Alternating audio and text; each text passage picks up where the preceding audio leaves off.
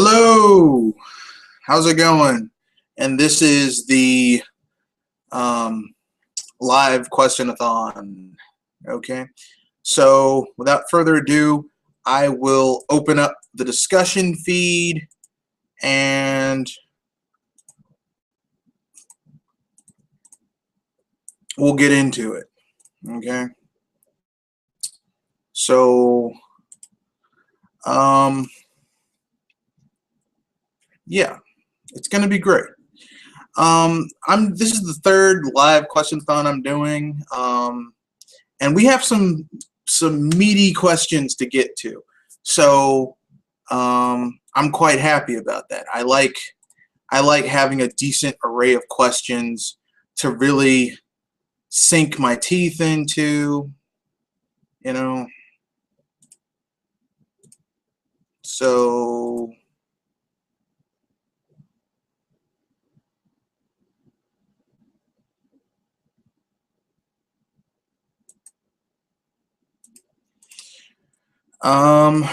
let's see. Trying to bring up the question section because YouTube is slow as hell sometimes.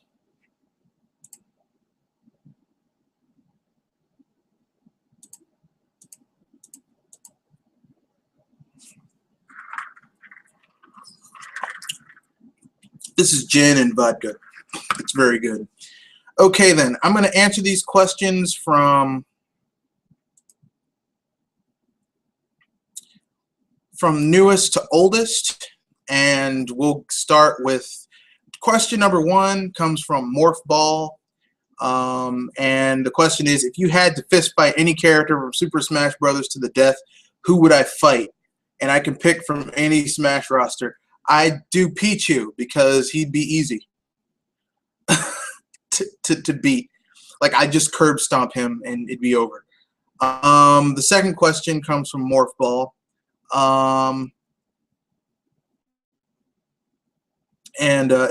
Here's the question.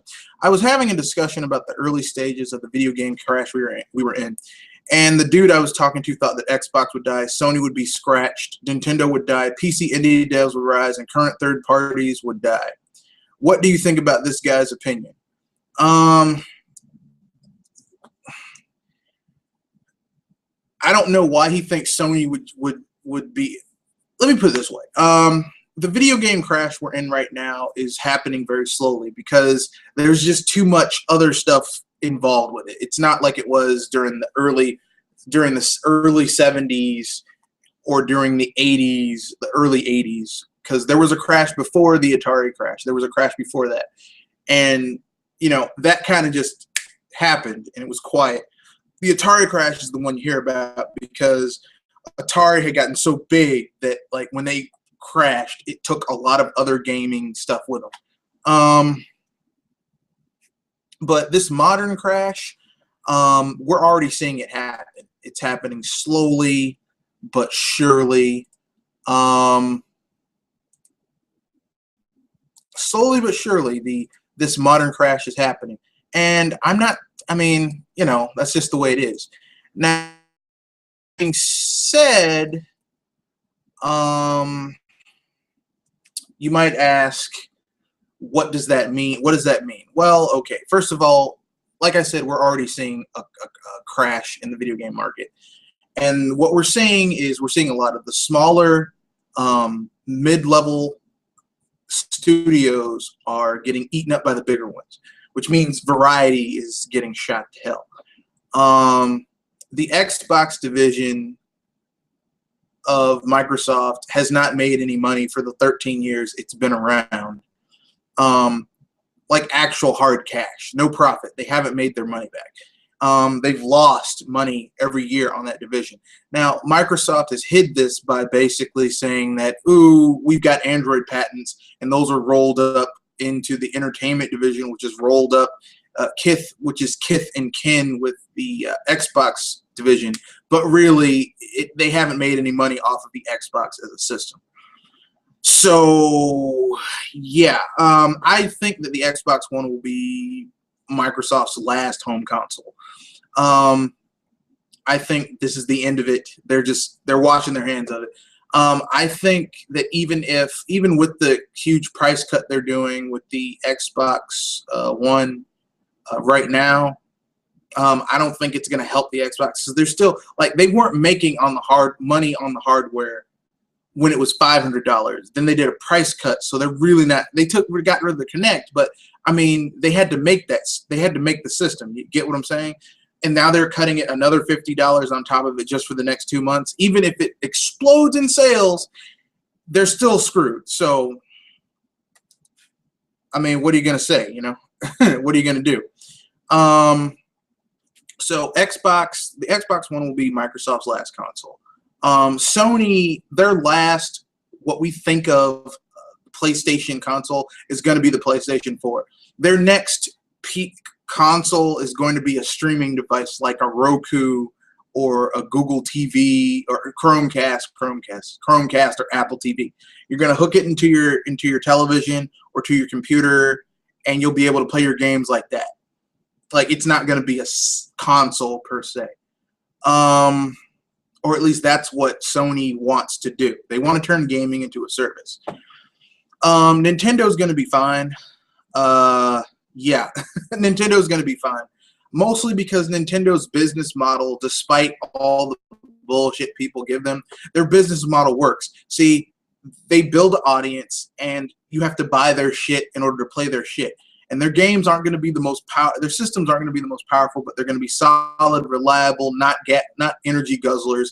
And the games on them, from first party, second party, and third party, with people that actually want to work with a Nintendo, the games tend to be very well made. Like developers who want to actually work with Nintendo wholeheartedly, not this bullshit Ubisoft, EA, Activision special partnership working together. Like you look at indie devs like Shovel Knight or second and third party studios that want to work with Nintendo. You see that their games are very high quality on that system. So you know Nintendo will be fine. The indie devs are already rising up. PC is always going to be around, but PC will never have the edge on the gaming public like consoles do because, frankly speaking, PCs have a high barrier to entry. Like, if you want a decent gaming PC, you can build one yourself for under $1,000. If you want it to be future-proofed for the next 3 or 4 years, you're talking for around $1,000. If you want someone to build it for you, $1,500. And most people don't want to spend that much money on something that they're going to have to upgrade within the next 3 years, basically. So no, there will not be a. There's going to be a crash, and I think Sony and Microsoft are going to be just.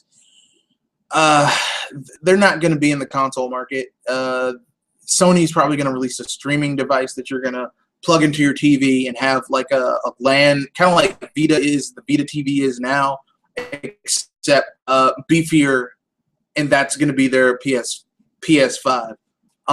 That's what Sony wants to do. They want to turn gaming into a service where you pay, I don't know, $15 a month and you get like 5 titles, 20 titles, 30, I don't know. But that's basically what they want. Okay, next question.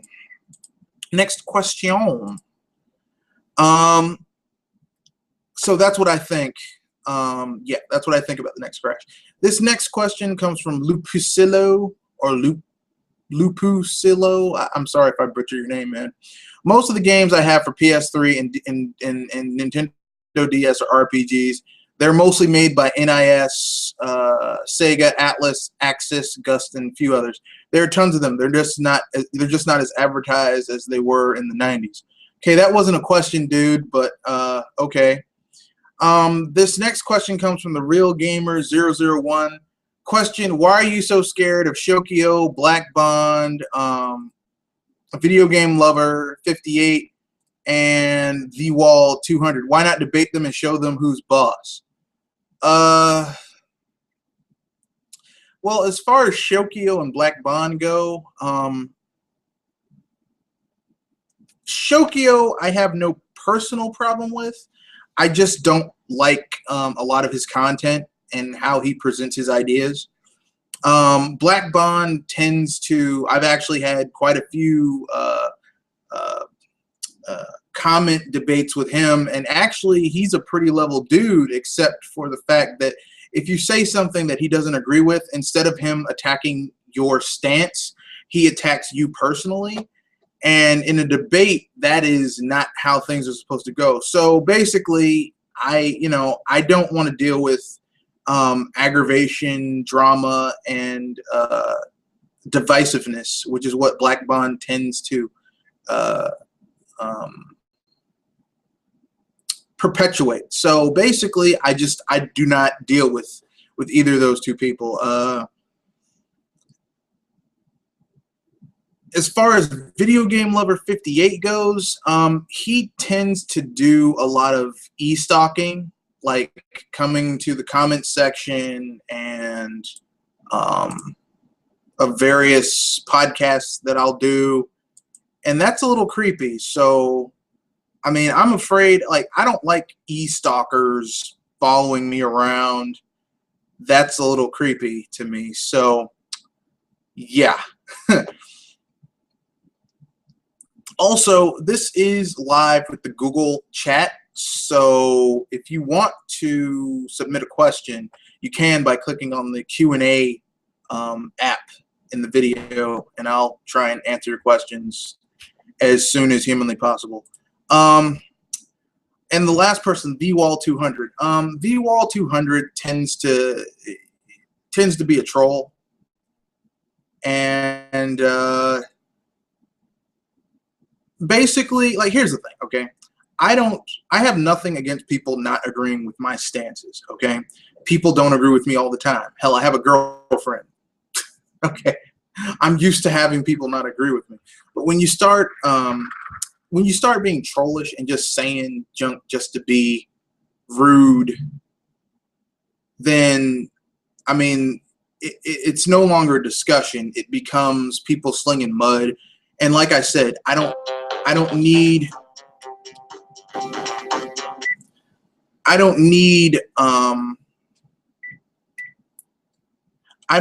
divisiveness or aggravation or drama. You know, I do this for fun. I deal with enough BS when I'm trying to run my business. I don't need that in my spare time. So that's why I don't debate them, because it's too much BS. If they were someone who was relatively level-headed, I'd agree with it, but they don't seem to be that level-headed. They seem to be too emotionally involved in all of this, or to present the persona of being too emotionally involved. Next question from Anderson Archilla. What would you have done with the $6 billion in parentheses Microsoft spent on Minecraft if you were in their position? Any titles you would have funded? It was $1 billion, and what would I have done? What would I have done? What would I have done? Well, first of all, I would have made better games. No, I'm joking.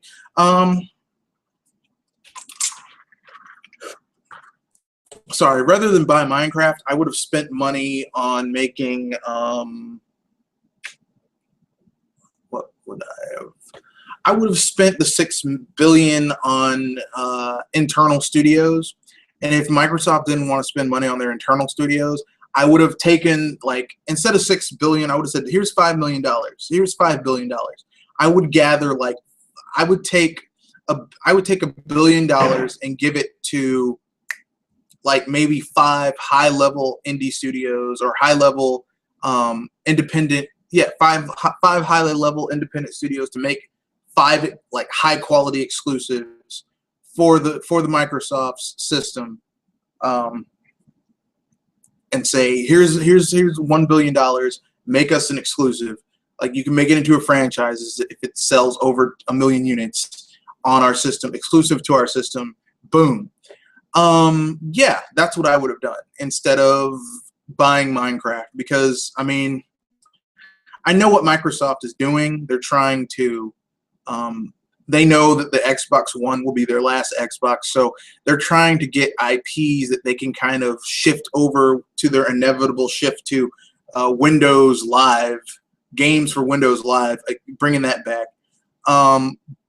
So, I mean, that's what they're trying to do, but I wouldn't have wasted money on Minecraft. I mean, I know it's good now, but eventually, you know, I don't see people playing Minecraft at the levels they do now 5 years from now, or even 10. I don't see it happening. So, yeah. Another question from Anderson Archilla. We're getting a new Star Fox game, and yet a lot of people aren't celebrating. Instead, they're demanding even harder for a new F-Zero and a Metroid. Once we get all three, do you think those people will shut up and be appreciative for once, or just whine about something else? They're just going to whine about something else. But here's the thing you need to understand. People like to complain.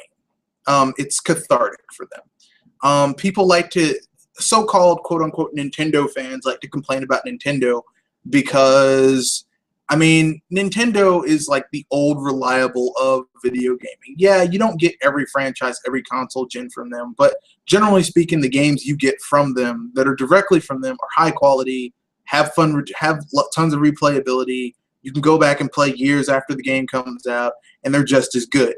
And you know, when you're pampered like that, people want more. So, you know, they're always going to want more. Okay, this is the last question from Anderson Archilla. Why is it that Nintendo gets flack for quote-unquote neglecting their IPs, yet everybody else like Sony, Capcom, Konami, etc. don't? I just answered that question. People are spoiled and they want more, you know. They want more, so you shouldn't do it in the first place if you're a Nintendo fan. This next question comes from Tetra Z. Okay, this is a Sony-related question. What would make me buy a PS4? This is a series of questions, by the way, so this is going to be a bit longer.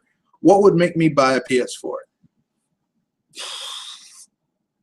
At this point, it would take an act of God to get me to buy a PS4 because the games I really want to play on the PS4 aren't necessarily coming to the PS4. Like, I don't mean they're not coming to the PS4. They're not being made, period, by anyone except for Nintendo.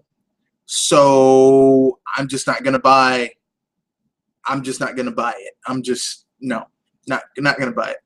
If I have a PS3, what's my favorite game on it? I do have a PS3, and I have my favorite games. Yes, games. My favorite 3 PS3 games right here. I've got them right here. Let me make sure you can see. Ni no Kuni Wrath of the White Witch. This is a level 5 game, and this is fucking awesome. Kingdoms of Amalur Reckoning. This game is off the chain. 3D Game Heroes is like The Legend of Zelda on steroids, and it's pretty awesome. Those are my 3 favorite PS3 games. On my PS3, I have the digital deluxe versions of Mass Effect, Mass Effect 2, Mass Effect 3. Oh, God. Dragon Age 1. I had Dragon Age 2, the physical copy, but I sold that shit. GTA San Andreas, GTA Vice City. I mean, I have the usual suspects, but my favorite games are those 3 right there on the PS3. They're just, they're awesome. I love them. Next question. Why is Naughty Dog so overrated? I mean, yeah, I like Uncharted 2, but Uncharted 1 sucked and 3 was meh. Yet a lot of people think every game of Naughty Dog equals gold. It's basically it's about audience, right? Like, okay, here's the thing. Sony is not like Nintendo. They do not consistently put out a certain game. You know what to expect, and no matter what age group it's in, like, it's gonna be good across all age groups. Like, Zelda is Zelda across all age groups. Kids like it, adults like it. Sony is going for a certain target demographic, but the people who like those games have moved on. Like, I personally don't like Uncharted. I think I found it to be rather derivative, simplistic, and boring. It was basically Tomb Raider, except instead of Lara Croft, you've got Nathan Drake. But I mean, why? Don't care. People like Naughty Dog because they basically made the first quote-unquote next-gen game for the PS3, and they want them to continue to make next-gen games. But the thing is like, I remember Naughty Dog when they were making Jak and Daxter, and to me, that was when they were not Jak and Daxter. Yeah, Jak and Daxter. To me, that's when they were making their great games. Because everything after that, like I don't care about Last of Us or Uncharted. Those games, like I'd rather see them make another Jak and Daxter. Just me personally. Okay, those are the ends of the Sony questions. Here are the Microsoft questions. I know you're not a fan of the Xbox, neither am I, in parentheses, but what would actually make you buy an Xbox One? Most people don't know this. I got an Xbox One for free, and I sold that shit for $450. I won it in a sweepstakes. I do not want that thing in my house. I don't want an Xbox system. The games by themselves that they have aren't enough to make me want to put that shit in my system in my house. Will Xbox One ever be at second place this gen, or will Wii U actually take that spotlight for the rest of this gen? I think that it's going to be a horse race between Xbox and Wii and Nintendo, between Microsoft and Nintendo for the rest of this gen. Nintendo is basically going to run out the clock on this gen. They're going to keep the Wii U alive. They're going to support it for longer than they supported the Wii. And they're going to do that because Nintendo has noticed that they do their best when they're the last to release their console. And that's what Nintendo's going to do. They're going to be the last to release their next console. And it's going to be more powerful than the Wii U, less powerful than whatever the hell Sony's going to come out with, or maybe even power in the next incarnation of consoles won't even be an issue, and third parties will come up with some new lame-ass excuse. I don't know. But basically, it's going to be a battle between the two. Sony could lose out overall if they do a major F-up, and basically at the rate Sony has been, the cracks are beginning to show in the Sony facade. I could see it happening. So that answers your Microsoft question, Tetra Z. Here is the Nintendo question. Will there ever be a canon Pokemon RPG game on a Nintendo home console? I'm going to say 50-50 chance that there will be or there won't be. There's going to be a Pokemon game like in the vein of an Arena or Gale of Darkness from the GameCube era on the Wii U. It's going to be there. Is it going to be canon? I don't think so. I do think you're going to be. I think you're going to be able to It's going to basically be an extension of the Pokebank. Like if you put your Pokemon in the game, you'll be able to use them, and they'll get a slight boost for when you transfer them back. Like that's what I think is going to happen. Just my guess. Because the Wii U needs the boost, so there probably will be a Pokemon game. Next question comes from Albedo238, one of my favorite commenters. All right, cool. Time for more questions to ask you. Let's see what I can come up with. Okay, I asked Butterworthy this question back then, so I guess I'm a little curious about your answer. But what are some of your favorite Capcom fighting games from back in the day? For how far back? I'd say anywhere from the SNES Genesis era to the Dreamcast. I'll go back further than that. I'll go start with the NES. I like, or before the NES, I like Fighter Street on the TurboGrafx 16, which is the very first Street Fighter game. It was shit, by the way. And then Street Fighter 2, obviously on the SNES. Because the first time I tried to play that game, it was using the original Genesis controller that only had 3 buttons and no shoulder buttons. So if you wanted to use a special attack, like you had to hit the select button and hit a button. It was very convoluted and very kind of stupid. It was a very confusing layout. Later on, they came up with the 6-button controller, which was better, but they kind of lost me on that one. Let's see. My favorite 32-bit, 32/64-bit. I like the whole Marvel vs. Street Fighter, Marvel vs. Capcom games. Love those. 1 and 2, Marvel vs. Capcom 1 and 2, still some of the tightest fighting games I've ever played. Yeah, some of the characters are a bit overpowered, like Magneto or Doctor Doom, but it's still just a really fun game. Let's see, 64-bit. There was nothing really in the PS2. I was never into Street Fighter Alpha, so all of the numerous Street Fighter Alpha games I could give a shit less about. Darkstalkers was okay. I like Capcom's 2D fighters over their 3D fighters like Rival Schools. I don't really care about those games. So that should answer your question. Up to the Dreamcast. Capcom did Power Stone, I think. Yeah, I like Power Stone. That's a fighting game. When the game crash does occur, do you think major third parties will wise up afterwards or not? They can't afford. I don't think they'll wise up, but they'll have to. They can't afford to not put their games on other systems at that point. Next question. What amiibos are you most excited to get and use on Super Smash Bros. For Wii U? I got the ones I was most excited for. I got Link, Samus, and Donkey Kong. So, yeah, those are the ones I want to use. Going back to fighting games from Capcom for a minute, what's your opinion on the Darkstalkers series of fighting games? Darkstalkers felt like Street Fighter, but instead of like karate dudes and yoga people, it was monsters, like classic Universal monsters. So, I mean, I like Darkstalkers. The whole sexy cat lady thing wasn't too cool, but yeah, you know, everything else is pretty cool. About your business, do I ever hope that my barcade will be visited by Guy Fieri for an episode of Diners, Drive-Ins, and Dives? No, I do not hope that my business will ever be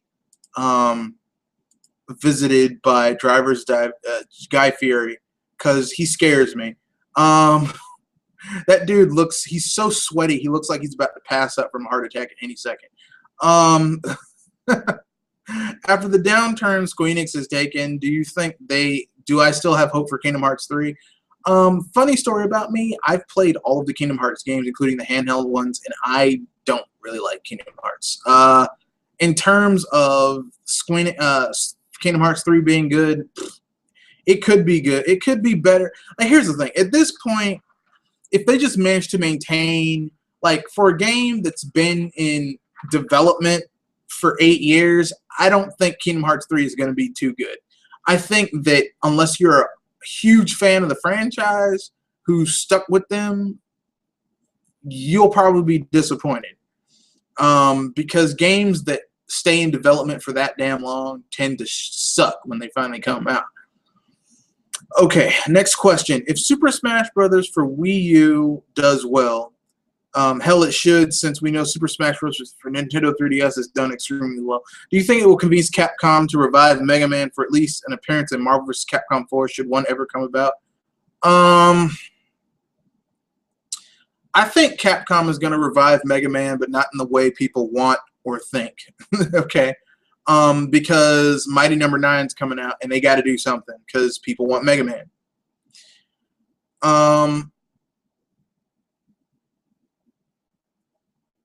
So yeah, between IGN, GameSpot, Game Trailers, and Game Informer, which of these media giants do you think is the most biased? I think all of them are pretty damn biased. IGN is like Sony's bitch. GameSpot is basically, GameSpot is very what's the word I'm looking for? What's the word I'm looking for GameSpot?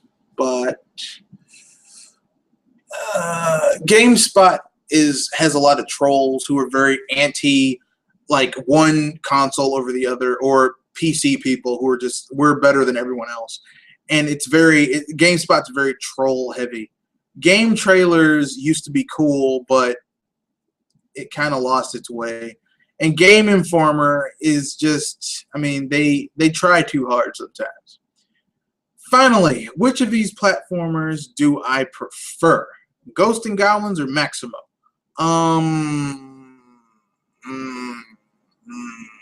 Which platformer do I prefer?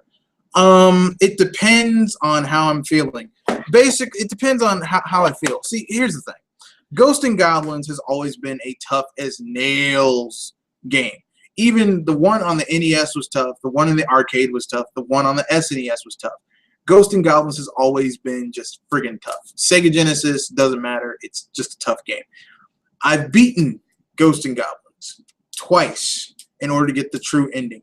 And I can tell you right now, Ghost and Goblins is just, that type of gameplay never needs to come back. It needs to stay in the museum because it's just, games don't need to be that hard anymore. Maximo, on the other hand, tries to recapture that in a 3D platformer prospect, but doesn't really excel at it. But, I mean, Maximo's a little bit more accessible than Ghost and Goblins. So I'd have to say that overall I prefer Ghost and Goblins. Ghost and Goblins, just because, like, you have a lot of gamer cred if you beat Ghost and Goblins. Your gamer cred is just increases exponentially if you beat that game. Whew. Okay, then. I'm going to check and see if I have any questions. And if I don't, I do not have any questions. So there we go. This is the end of this third live Questionathon. I will have another one next month. I'll make time for it because I know Smash Bros. Is coming out next month. I'll make time for another live Questionathon next month. It'll be near the end of the month. So, and I'll have it in the middle of the day because I'm going to be off on Thanksgiving vacation. So, yeah. Bye-bye.